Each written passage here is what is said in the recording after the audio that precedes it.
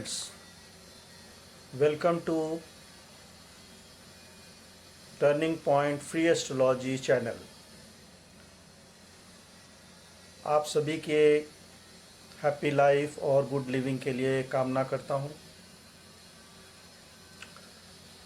पहले तो माफ़ी चाहता हूँ, कल मैं कोई भी वीडियो कुछ कारणों से अपलोड नहीं कर पाया। तो आज मैंने जो विषय लिया है वो बहुत ही इंटरेस्टिंग विषय है। इंटरेस्टिंग विषय इसलिए है कि हम लोग में से जितनी दुनिया की आबादी है, आप देख ही रहे हैं चारों तरफ घोर अशांति फैल रही है। और घोर अशांति इसलिए फैल रही है कि हम लोग स्वयं में अशांत हैं, तभी यह अशांति फैल रही है। अगर एक एक आदमी खुश हो और शांति में हो, स्वस्थ जीवन जी रहा हो, हैप्पी जीवन जी रहा हो, तो दुनिया में अशांति नहीं फैलेगी। दुनिया की जो अशांति है वो लोगों से ही फैलती है, मतलब हम लोग ही उसके जिम्मेदार हैं। हमारे लीडर या हम में से कोई एक, मैं, आप, कोई भी हो सकता है। तो क्या होता है कि अगर एक एक टोकरी में आम है बहुत सारे, और उसमें से 10 में से 2 आम खराब हैं, तो सारा आम खराब हो जाएगा अगर आप उसको उसी तरह से छोड़ दें। तो हमारे चैनल का उद्देश्य यही है फ्रेंड्स कि हैप्पी लिविंग, पीसफुल लिविंग, और हम हर क्षण को एंजॉय करते हुए इस लाइफ को जिए। लेकिन हो क्या रहा है समाज में, देखिए, देश के लेवल पे देखिए, हर जगह देखिए कि लोगों में इतनी ज़्यादा अशांति फैल रही है, होड़ मची हुई है कि हम आगे निकल जाएं, हम आगे निकल जाएं, या फिर उसका पैसा हम ले लें, हम उस देश की धरती हम ले खरीद कर लें। मतलब अगर बिजनेस में है तो मैं आगे निकल जाऊं, वो डाउन हो जाए। मतलब हर कोई ऐसी लगी हुई है, हर जगह अशांति है। आपको कहीं भी मतलब बहुत कम लोग मिलेंगे जो शांति प्रिय और हैप्पी वे में जीवन जी रहे हैं। क्या कारण है? क्या कारण है? इतने सारे चैनल चल रहे हैं एस्ट्रोलॉजी के बारे में, इतने सारे चैनल चल रहे हैं वास्तु के बारे में। सब लोग अपना अपना सॉल्यूशन देते हैं और दे रहे हैं, और लोग फॉलो करते हैं, कई लोग फॉलो करते हैं। मैं भी आपको देने की कोशिश कर रहा हूँ, आप शायद फॉलो करेंगे भी, लेकिन फिर भी वो रिजल्ट नहीं मिल पा रहा है। क्यों? ऐसा क्यों? पहली बात तो है कि हम लोग घोर कलयुग में रह रहे हैं। तो कलयुग का मतलब ही है कि जहाँ पर चीज़ें जो हैं वो सतयुग, द्वापर युग और त्रेता युग की तरह नहीं होंगी। द्वेष, घृणा, षड्यंत्र, ये तो हर युग में रहता था। भगवान राम के साथ भी षड्यंत्र हुआ। महाभारत में भी आप देखिए षड्यंत्र का ही पूरा कहानी है। लेकिन क्या है कि कलयुग में तो घर घर में षड्यंत्र है, हर जगह षड्यंत्र है। जहाँ काम करिए वहाँ षड्यंत्र है, पढ़ाई कीजिए तो उसमें गड़बड़ षड्यंत्र है, कोचिंग इंस्टीट्यूट जाइए तो वहाँ षड्यंत्र है। तो आप जहाँ जाएंगे, मतलब आप एक घेरे में, ऐसे घेरे में हैं कि आपको सच और झूठ में फ़र्क करना बड़ा मुश्किल हो गया है। और माहौल ऐसा बन गया है कि एक आदमी कितना फाइट कर करके क्या कर सकता है, और वो अशांत हो जाता है। उसकी जो लेवल ऑफ वो है फ्रस्ट्रेशन बढ़ जाती है, फिर वो खुद भी गलत करने लग जाता है। आप मानेंगे इस बात को मेरे ख्याल से कि ये जो अभी समय चल रहा है कलयुग का, और कई दिनों से चल रहा है और आगे भी चलेगा, तो अगर उसमें से ऐसे सॉल्यूशंस जान जाएं कि जिससे हम कम से कम हम तो शांत हो जाएं, एक व्यक्ति शांत हो कम से कम, वो 10 को करा सकता है वो उपाय बता करके।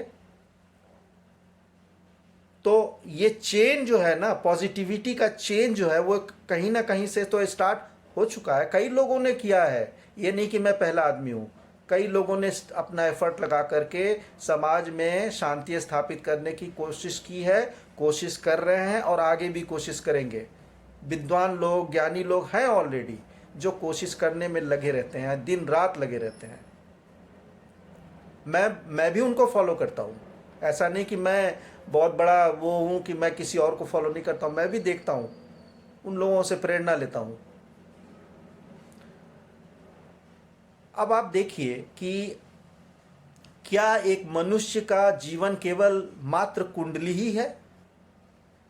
जब आपने जन्म लिया तो आप कैसे थे, क्या हैं? केवल कुंडली ही है? अगर बिल्कुल सब कुछ ऐसा ही है कि हमको डेस्टिनी एकदम प्लान्ड है, हर क्षण आपका मतलब प्लान्ड है कि ऐसे ही ऐसे होगा, ये एकदम फिक्स है, तब तो मतलब उसका मतलब ये निकलता है हर लोग यही सोचेगा, मैं भी यही सोचूंगा, फिर काम करने की क्या ज़रूरत है, ये वीडियो बनाने की भी क्या ज़रूरत थी।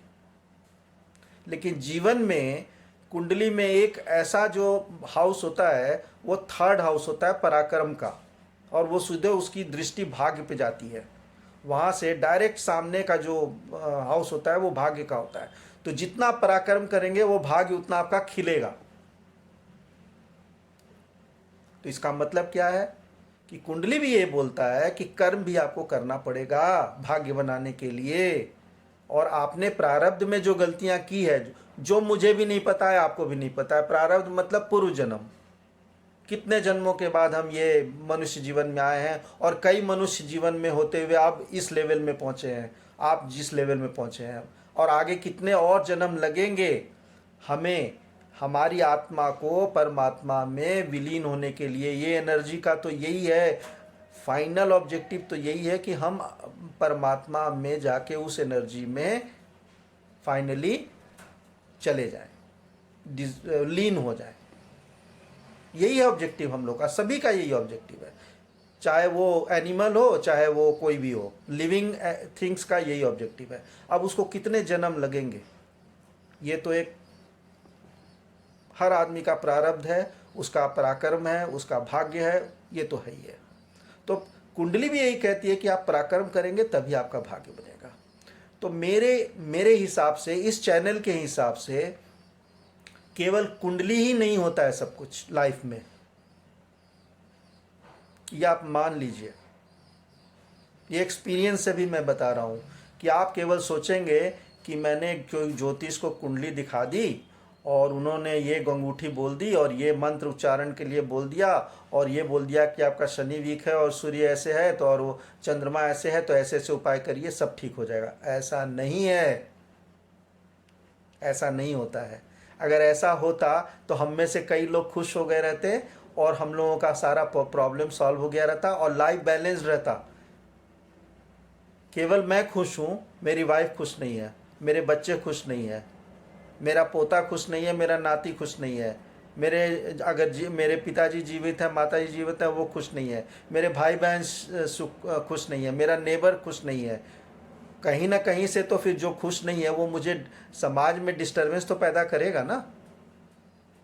तो केवल कुंडली से तो नहीं होता है। और आप आइलैंड पे तो रह नहीं रहे कि आप केवल खुश हो गए तो सब कुछ ठीक हो गया, ऐसा भी नहीं है। अगर अर्थक्वेक आएगा तो आप भी उसमें अफेक्टेड होंगे। आप खुश हो तो क्या आप भी मरेंगे उसी में, बाढ़ आएगी तो आप भी डूब जाएंगे उसमें, वार होगा तो बम आपके ऊपर भी गिरेगा, आप खुश हो तो भी क्या हुआ, बम तो आप पर भी गिरेगा, आप भी जाएंगे, उस जो नाखुश है उसके साथ आपकी भी मृत्यु हो जाएगी। तो लाइफ में केवल कुंडली ही नहीं है। अब इस चैनल में आपको बताने जा रहा हूं simple solutions, very very simple चीज़ है। आप इसको देखिए, हम लोग क्या किए हैं ना, अपने लाइफ को बहुत कॉम्प्लेक्स कर लिए हैं और उसको इतना ज़्यादा कॉम्प्लेक्स कर करके उसको इतना ज़्यादा कॉम्प्लिकेटेड कर दिए हैं ना कि वो सिंपल चीज़ सब भूल गए हैं। तो हमें बेसिक्स की तरफ जाना पड़ेगा। हम जो हैं क्या हैं, पहले कुंडली में फर्स्ट भाव जो होता है ना वो हम होता है, मैं हूँ, मैं लगन हूँ ना, मेरी शरीर आत्मा, मैं फर्स्ट हाउस हूँ। तो सबसे पहले कुछ भी करने के पहले आप पहले किसी ज्योतिष को कुंडली दिखाइए, आप जान लीजिए कि आपका हाउस लॉर्ड क्या है, फर्स्ट हाउस का लॉर्ड क्या है, फिर उसमें कौन से ग्रह बैठे हुए हैं, क्या प्रभाव है क्या नहीं है वो आप समझ लीजिए। 12 से 18 डिग्री के बीच में है तब तो आपका लगन बहुत स्ट्रांग है, कोई खास आपका मतलब बिगिनिंग हो सकता है, आप you are ready to begin for next step. लेकिन जिनका नहीं है लगन मजबूत, तो उनको फर्स्ट स्टेप में ही क्या करना पड़ेगा कि लगन मजबूत करने के लिए उपाय करने पड़ेंगे। जैसे सूर्य अगर आपका लगन है, आप लियो लगन के हैं, सिंह लगन के हैं, मैं राशि की बात नहीं कर रहा हूँ, लगन की बात कर रहा हूँ। राशि मतलब होता है जहाँ मून बैठा और चंद्र बैठा रहता है। किसी किसी का चंद्र राशि और लगन का स्वामी दोनों एक ही होता है, मगर अगर चंद्र भी बैठा हुआ है लगन में और आप सिंह राशि के हैं, सिंह लगन के हैं, तो आपकी सिंह लगन और सिंह राशि भी हो जाएगी। तो आप इसको कंफ्यूज मत होइए, मैं लगन की बात कर रहा हूँ। लगन अलग भी हो सकता है और लगन राशि के साथ सेम भी हो सकता है। तो ये आप ज्योतिष से आप खुद कर सकते हैं, सही बात है। नहीं कर सकते हैं, किसी से ज्योतिष से पता कर लीजिए, आप मुझे भेज दीजिए, मैं आपको आंसर दे दूंगा। तो पहले आप लगन पता करिए, उस लॉर्ड को पहले प्रसन्न करिए, क्योंकि जो भी आप करेंगे सॉल्यूशंस, पहले आप स्ट्रांग नहीं रहेंगे रिजल्ट लेने के लिए, तो वो सब करने का क्या फ़ायदा है। बीमार व्यक्ति क्या पूजा करने से उसको वो मिल जाएगा, लड्डू पेड़ा मिल जाएगा? नहीं मिलेगा। बीमार आदमी नहीं एंजॉय कर सकता है और हैप्पी नहीं हो सकता है। पहले तो स्वयं को, खुद को मजबूत करिए। तो लगन मजबूत करेंगे तब आप खुद मजबूत होंगे। तो आप पहले खुद को मजबूत करिए। तो सबसे पहला स्टेप है लगन पता करिए, उसका स्वामी पता करिए। और अगर वो ऑलरेडी मजबूत है, 12 से 18 डिग्री के बीच में है, तब तो आपका फर्स्ट स्टेप डन है। अगर नहीं है तो उसको आप सबसे पहले स्ट्रॉन्ग करने के लिए आपको मैं इसके बाद नेक्स्ट वीडियो बनाऊंगा 9 ग्रहों के बारे में। आज जिनका जिनका जो लगन है वो कैसे उसको स्ट्रॉन्ग करें, तो उसमें टाइम लगता है। उतना बार आपको वो मंत्र का जाप करना पड़ेगा और वो ग्रह का कुछ कुछ उपाय करना पड़ेगा, तो लगन मजबूत हो जाता है। ऐसा नहीं मान के चलिए कि अगर जो कुंडली में है वही है, बस ऐसा नहीं है। उसको ठीक भी किया जा सकता है, ठीक किया जा सकता है। आप एफर्ट पॉजिटिव वे में और तरीके से चलेंगे, सब ठीक हो जाता है। तो आप लगन को स्ट्रॉन्ग कीजिए। सबसे पहले तो ये स्टेप हो गया। जिनका ऑलरेडी स्ट्रॉन्ग है, डन है। नहीं है, पहले आप इसको नोट कर लीजिए, लगन को आपको स्ट्रॉन्ग करना पड़ेगा, तभी आप नेक्स्ट पे जाइए। अब नेक्स्ट में क्या है कि आप अपने आत्मकारक ग्रह को पता करिए अपनी कुंडली से। तो ये ज्योतिष बता देगा आपको कि आपका आत्मकारक ग्रह क्या है और वो किस हाउस में बैठा हुआ है। आत्मकारक ग्रह से आपका पर्पस ऑफ लाइफ पता चलेगा। पर्पस ऑफ लाइफ, आप इस जीवन में किस लिए इस धरती पे आपको भगवान ने भेजा है। देखिए, दुनिया में कितने करोड़ लोग रहते हैं, शायद 400 करोड़ 500 करोड़ लोग रहते हैं टोटल। 130 करोड़ तो इंडिया में ही है, 150 करोड़ के करीब चाइना में है, तो 300 करोड़ तो इधर ही हो गए। बाकी सब जोड़ जाड़ के 600 करोड़ के करीब लोग बनते होंगे। सारी राशियां इक्वली डिवाइडेड है। जब माता पिता किसी बच्चे को जन्म देते हैं तो ये तो नहीं सोचते हैं कि मैं इसको सिंह राशि में पैदा करूंगा और उसको कर्क राशि में पैदा करूंगा। ये एक प्रकृति का नियम है बैलेंस का। हर राशि का कितना रिप्रेजेंटेशन होना चाहिए इस विश्व में, वो प्रकृति अपने आप निर्धारित करती है और वो बैलेंस बना रहता है।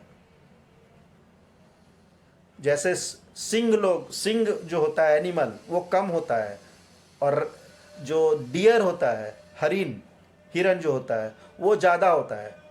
तो ये प्रकृति का नियम है। तो उसी तरह से राशि के लोग कितने होंगे, ये जो प्रकृति का बैलेंस है वो प्रकृति ही डिसाइड करती है। ईश्वर जो ऑल माइटी है, जिसको अब कोई उसको कुछ भी बोले, कोई शिवजी बोले, कोई वो जीसस क्राइस्ट बोले, कोई बोले कि नहीं भाई मैं इस्लाम में मोहम्मद प्रोफेट बोले, कोई भी कुछ अपने अपने धर्म के अनुसार लोग मान ले, लेकिन है तो एक ही, वो जो अलमाइटी है वो एक ही है।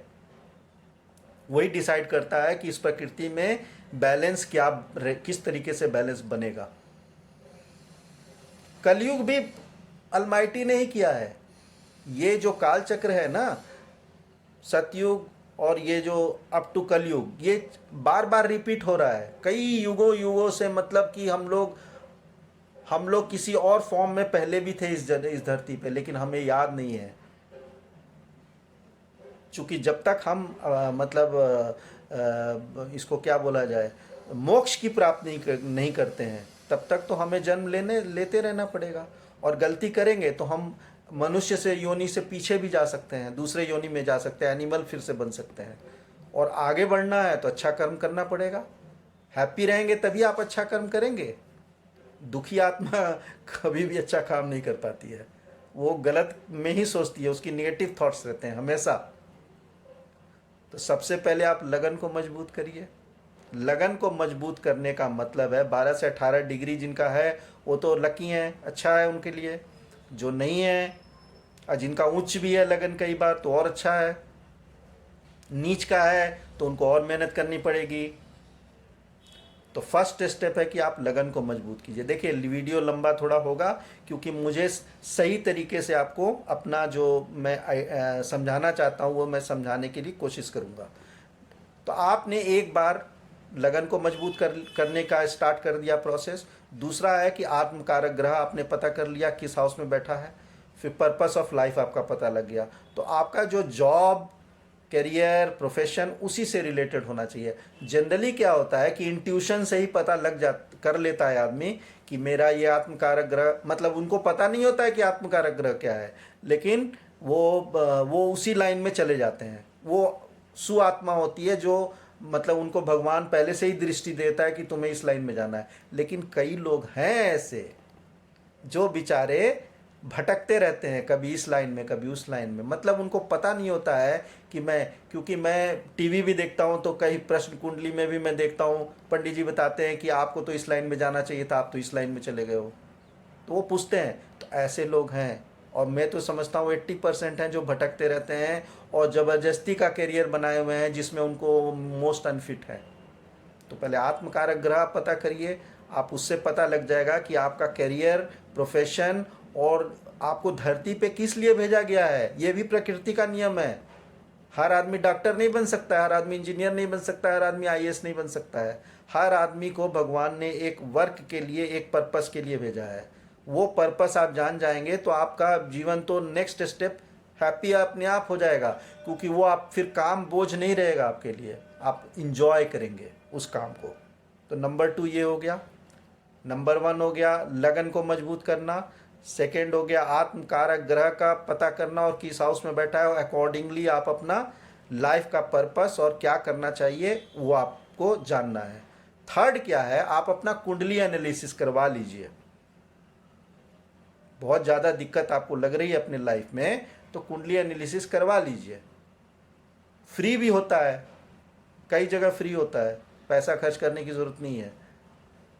मैं ही आपको 1-2 क्वेश्चन तो मैं ही आपको फ्री कर रहा हूँ और मैं करके दूंगा आपको, आप मुझसे पूछिए।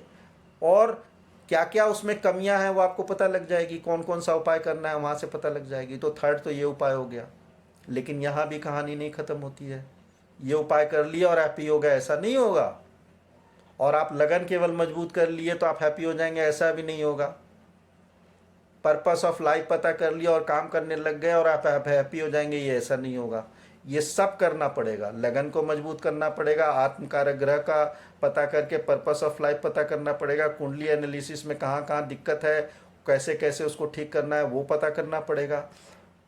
चौथा है कि भगवान की शरण में तो जाना पड़ेगा।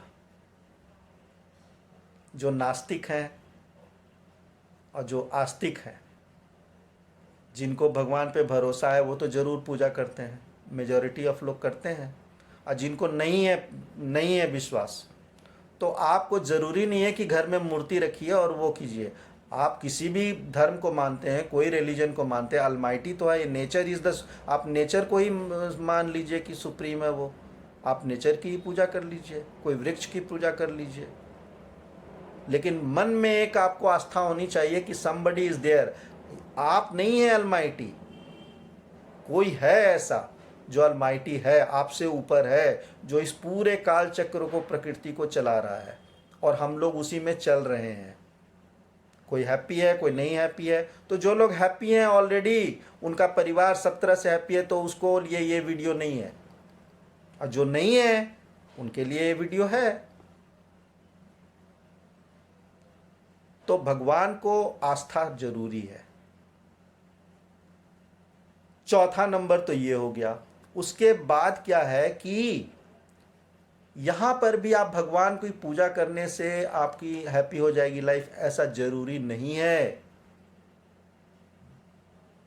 कई लोग भगवान शिव जी की पूजा करते हैं, माता दुर्गा की पूजा करते हैं, नवरात्रे में तरह तरह का उपवास रख करके और ये वो करते हैं, फिर भी उनके लाइफ में बहुत सारी प्रॉब्लम रहती है, हमेशा रहेगी। देखिए, लाइफ है तो प्रॉब्लम तो रहेगी। ऐसा नहीं है कि एक 100% एब्सोल्यूट फिगर आपको हो जाएगा कि आप एकदम से विदाउट एनी प्रॉब्लम हो जाएंगे। लेकिन मात्रा जो है अशांति की वो ज़्यादा है अभी, और शांति की मात्रा बहुत कम है। तो हमें बैलेंस को, इस मात्रा को क्या करना है कि शांति की मात्रा को, हैप्पीनेस को बढ़ा देना है, अशांति वाला कम कर देना है। उसी के लिए बारे में ये डिस्कशन हो रहा है। इतने करने के बाद भी, भगवान पर आस्था रख के पूजा करने के बाद भी आपका प्रॉब्लम सॉल्व नहीं होगा। क्यों? क्योंकि कई लोग को मैंने देखा है, वो आप कहाँ से आए हैं, आप अपने ओरिजिन को तो भूल गए हैं। ओरिजिन का मतलब आप अपने पूर्वज को, एंसेस्टर्स को भूल गए हैं। कई लोगों को अपने दादा का भी नाम नहीं पता है, परदादा का तो छोड़िए, और छकड़ दादा का छोड़िए, मतलब कि 4 फादर्स जो आपके हैं, कई पुराने हैं, उनका भी नाम नहीं पता है। वो क्या करते थे, कैसे करते थे, उनका कुछ नहीं पता है। आप वहीं से आए हैं। आप कोई वो अपने आप नहीं आ गए हैं इस पृथ्वी पे। आपके पिताजी से आप आए हैं, और आपके पिताजी कहाँ हैं? आप आपके दादाजी से आए हैं, और आपके दादाजी कहाँ से आए थे? वो परदादाजी से आए थे। अब परदादाजी कहाँ थे? तो आपके छकड़ दादाजी से आए थे। तो आपकी माँ कहाँ से आई थी? तो आपकी नानी के यहाँ से आई थी। नानी कहाँ से आई थी? पर नानी के यहाँ से आई थी। फिर उसके बाद छकड़ नानी के यहाँ से आई थी। तो ये जो सीक्वेंस ऑफ, हम जो एंसेस्टर्स हैं उनको तो भूल गए हैं। उनके प्रति न हमारी कोई वो है, न हम उनको याद करते हैं, न किसी तरीके से उनको दिल में रखते हैं, और न उनके लिए हम पूजा करते हैं। पूजा का मतलब ये नहीं है कि आप उनका फोटो लगा के और अगरबत्ती दिखाई, वो मैं नहीं कह रहा हूँ।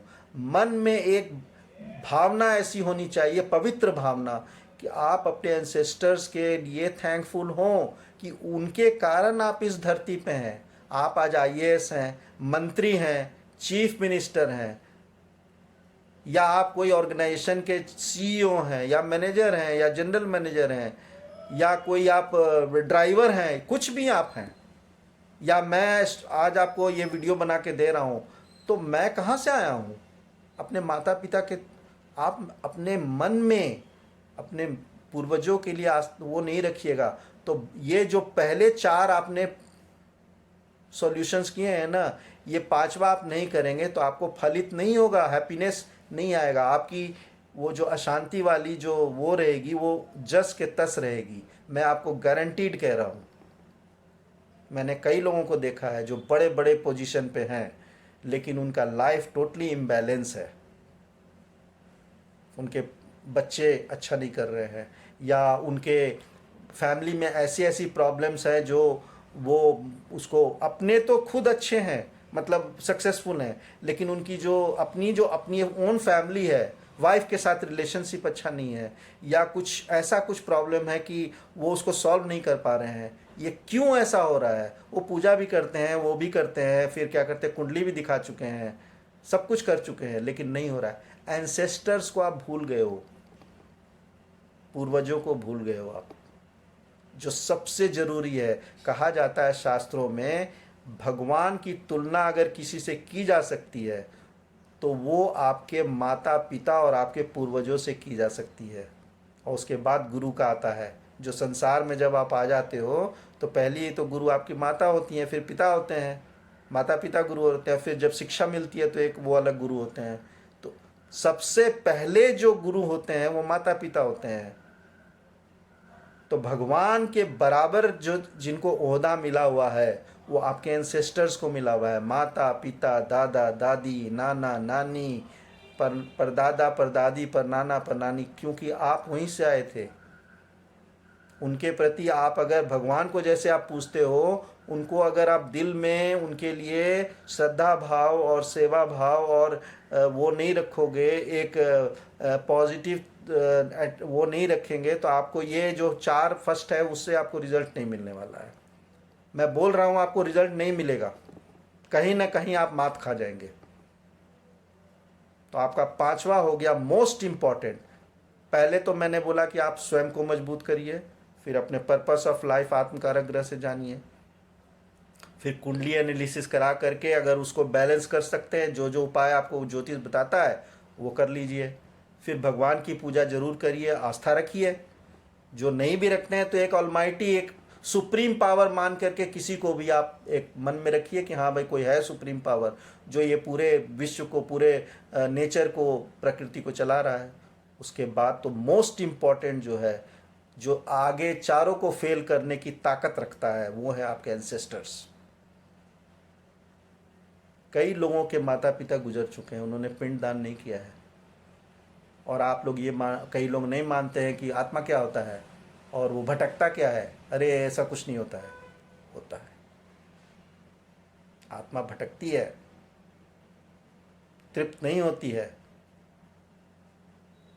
आप स्वयं अगर पिता है, आपका पुत्र अगर आपके साथ अगर अगर आप दुर्व्यवहार करें या किसी का, तो आपके अभी जिंदा रहते हुए कितना आप दुखित होंगे। तो जब जब आत्मा उस लोक में वो चले जाते हैं तो उनकी आत्मा की तृप्ति के लिए पिंडदान होना बहुत ज़रूरी है। तो गया में या हरिद्वार में जो जगह है, आप जा कर के उसका पिंडदान करिए, उससे आपको बहुत फ़र्क पड़ेगा। और प्रॉपर वे में करिए। उसमें ज़रूरी नहीं कि आप 50,000 रुपये खर्च कीजिए, आप साधारण रूप से भी कर दीजिए,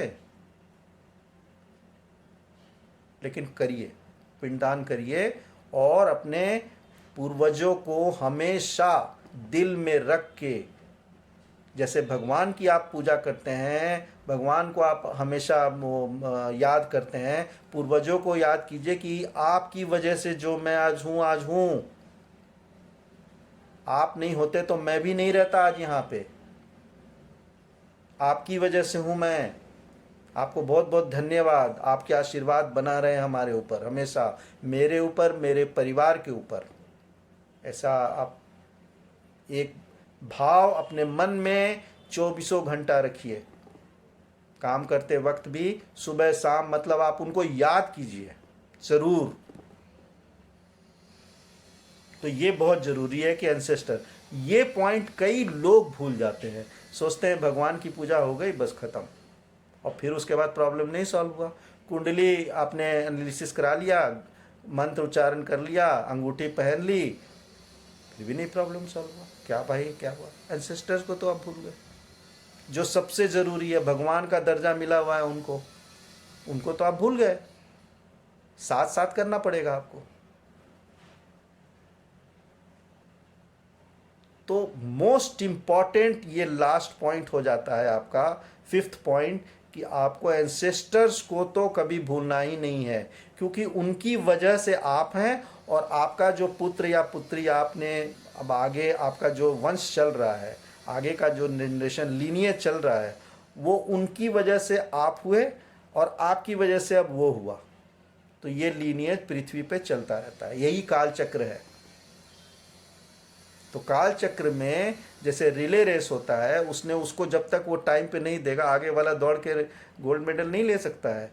तो आप पीछे वाले को, जो आपके रिले रेस में पहले आपके पिताजी और माताजी, मेरे पिताजी, उन्होंने रिले रेस में मुझे यहाँ तक पहुँचा के अब बोला कि तुम आगे जाओ, अब आगे तुम अपना वंश बढ़ाओ और उनको आगे करो।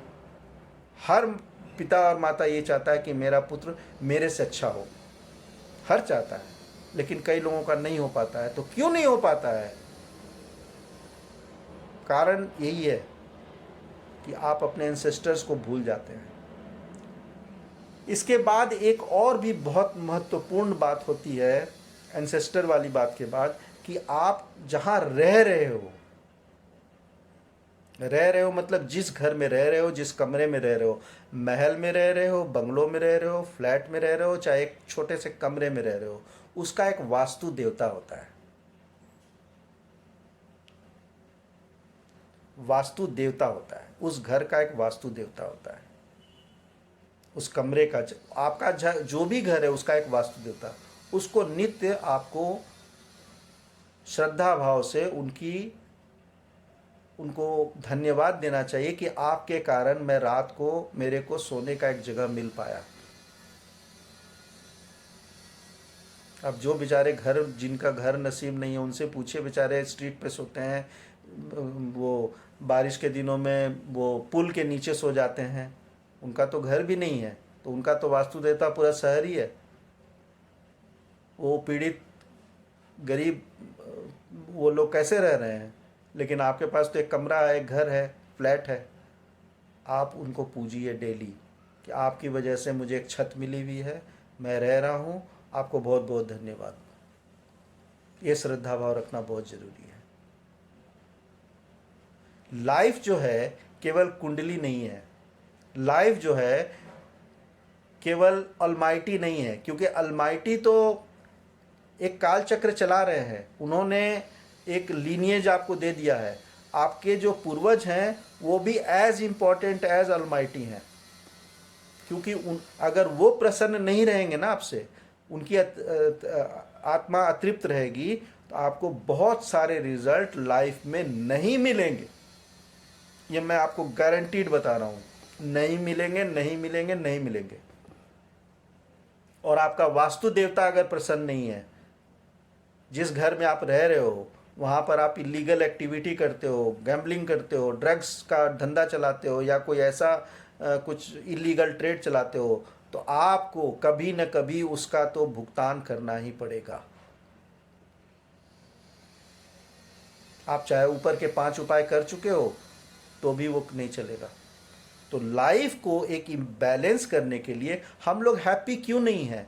हम लोग सोचते हैं ना कि ज़्यादातर लोग यही सोचते हैं कि ज्योतिषी उपाय कर लीजिए और हम ठीक हो जाएंगे। ऐसा नहीं है। गुड लिविंग, हैप्पी लाइफ के लिए ये सारे चीज़ बहुत अपने अपने में सारे इम्पॉर्टेंट है, लेकिन स्टार्ट आपको लगन से ही करना पड़ेगा, क्योंकि आप स्वयं को जब तक नहीं पहचानोगे, क्योंकि आप ही तो पूजा करने वाले हो, आप ही भगवान की पूजा करने वाले हो, आप ही एंसेस्टर की पूजा करने वाले हो, आप ही आत्मकार ग्रह और प्रोफेशन और वो पता करने वाले हो, आप ही किसी घर में रहने वाले हो, तो आप जो है बहुत इम्पॉर्टेंट है। मेरा एक एपिसोड अभी मैंने एक वीडियो बनाया था जिसमें मैंने ये बनाया है, उसका हेडिंग यही है, a strong lagan ascendant and a strong moon sign is very very very important. 60% of your life depends on that। उस वीडियो को आप कृपया करके देखें, अभी 4-5 वीडियो पहले मैंने बताया था। और ये सब आप उपाय करेंगे तो आपका अवश्य जीवन, मैं एकदम यूज कर रहा हूँ वर्ड गारंटीड, हैप्पी लाइफ होना ही होना है। कॉन्टेंटेड रहेंगे आप। हर आदमी नरेंद्र मोदी नहीं बन सकता है, प्राइम मिनिस्टर नहीं बनना, ना इच्छा रखता है, और हर आदमी चीफ मिनिस्टर, लेकिन जो आप इच्छा रखते हैं वो आपकी इच्छा पूर्ति होगी। कॉन्टेंटेड रहेंगे, वो इच्छा जब पूर्ति होगी तो आप खुश होंगे। आप जो ड्रीम्स देखते हैं अपने लाइफ के बारे में, अपने बच्चों के बारे में, वो जब पूरा होने लगता है तो आंतरिक खुशी आपको मिलेगी, आप बहुत खुश होंगे। तो हर आदमी का एक अपना थिंकिंग होता है लाइफ के लिए कि मुझे ये चीज़ चाहिए, वो चीज़ मिल जाएगा, आप तृप्त होंगे। आप तृप्त होकर आप जब जाएंगे इस विश्व दुनिया को छोड़ के, आप तृप्त आत्मा बन करके जाएंगे। और आपका अगर पुत्र या पुत्री आपके लिए, आप फिर एंसेस्टर में हो जाएंगे, आपके लिए वो सेवा भाव, श्रद्धा भाव, आपको थैंक्स करता है कि आपके कारण मैं इस जीवन में आऊँ, जो बना हूँ, तो आपकी आत्मा कभी भटकेगी नहीं, आपके लिए पिंड दान कर देता है। जो हिंदू संस्कृति, जो हमारी सनातन धर्म है, बहुत ही अच्छी संस्कृति है, उसको मानिए, तब जा कर के आपकी एक बैलेंस लाइफ आएगी, हैप्पी लाइफ आएगी। तो मैंने ये सोचा कि ये ज़रूरी है सभी के साथ डिस्कस करना, क्योंकि खाली कुंडली नहीं होता है, खाली वास्तु नहीं होता है, खाली चाइनीज़ एस्ट्रोलॉजी नहीं होता है। आपको life is a mixture of things. तो मैंने कोशिश करी है फ्रेंड्स कि आपको मैं एक बैलेंस लाइफ, हैप्पी लाइफ के बारे में बताने की जो पॉइंट्स ज़रूरी हैं वो आपको करूं, और आशा है कि आपको पसंद आया होगा। और कल मैं एक फिर बहुत ही अच्छा विषय लेकर के आऊँगा। और मेरे चैनल को कृपया सब्सक्राइब करें, लाइक करें, शेयर करें, और मैक्सिमम शेयर करें, लोगों से पता चले लोगों को। और कोई आप सुझाव देना चाहते हैं कमेंट्स बॉक्स में दें। Thank you friends.